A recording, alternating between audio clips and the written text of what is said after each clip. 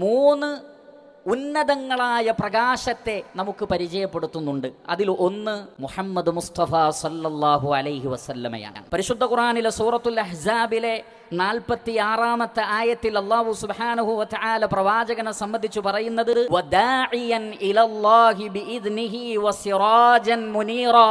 അല്ലാഹുവിലേക്ക് ക്ഷണിക്കുന്ന ദാഇയാണ്, പ്രബോധകനാണ് മുഹമ്മദ് മുസ്തഫ സല്ലല്ലാഹു അലൈഹി വസല്ലം. അതുകൊണ്ട് തന്നെ വസിറാജൻ മുനീറാ, പ്രകാശം നൽകുന്ന വിളക്കാണ് മുഹമ്മദ് മുസ്തഫ സല്ലല്ലാഹു അലൈഹി വസല്ലം. അതുകൊണ്ട് ഈ ലോകത്തെ അല്ലാഹുവിലേക്ക് ക്ഷണിക്കുകയും സമൂഹത്തിന് പ്രകാശം നൽകുകയും ചെയ്ത മുഹമ്മദ് മുസ്തഫ സല്ലല്ലാഹു അലൈഹി വസല്ലമയുടെ ചര്യകൾ, പ്രവാചകന്റെ സുന്നത്ത്, അത് എല്ലാം പ്രകാശമാണ്.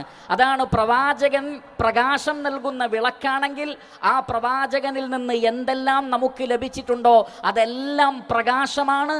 ഈ പ്രകാശം ലോകത്തിന് കൈമാറുകയും ആ പ്രകാശം സ്വയം സ്വീകരിക്കുന്ന ആളുകളായി നമ്മൾ മാറുകയും വേണം.